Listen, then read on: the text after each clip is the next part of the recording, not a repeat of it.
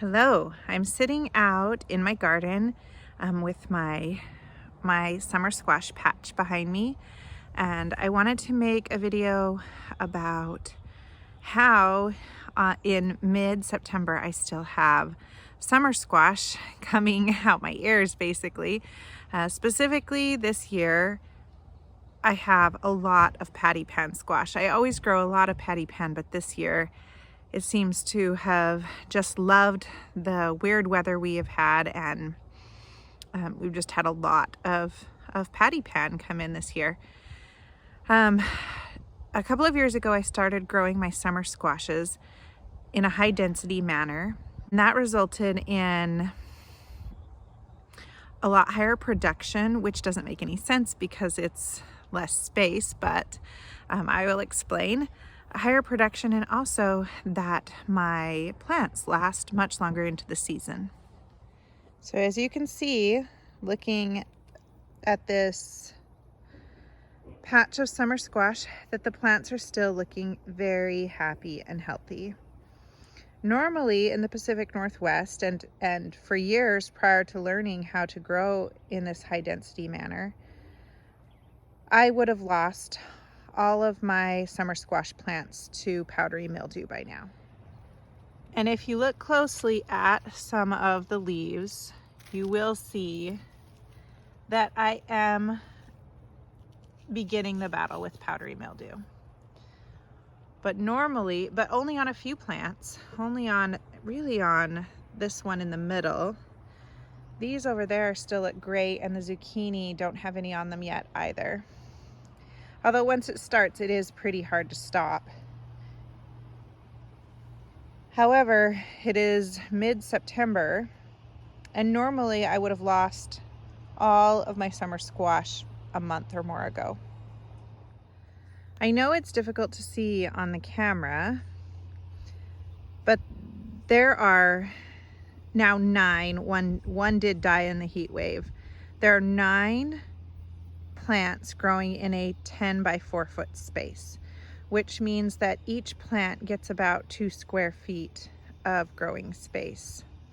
They do spill over into my pathways and onto the lawn, but as far as like how closely they're planted, that's how closely they're planted. So how is it that I can plant my squash closer together than I ever had before, have higher yields, and have my plants lasting longer? And there are a couple of things. First off, they are on a soaker hose, so no water is ever getting sprayed over, like on top of the plants. So that's really important in preventing powdery mildew. Summer squash just do not like to be overhead watered. The other thing that I do is the more important of the things, and that is intensive pruning.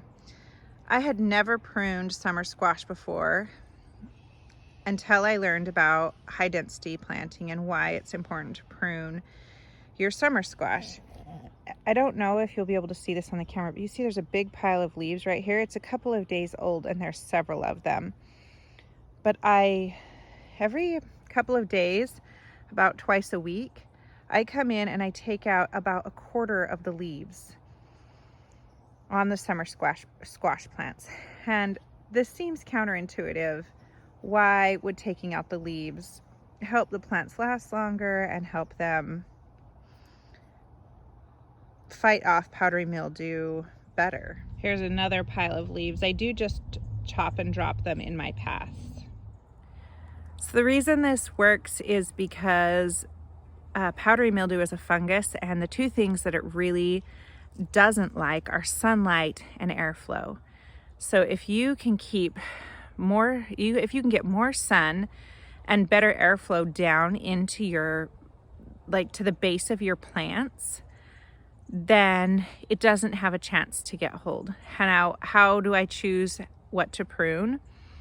Mostly I prune away anything that is touching the ground, anything that's like really invading on another plant, and then other than that, just the biggest leaves. So the biggest leaves are providing the most cover, and so those are the ones that I prune out.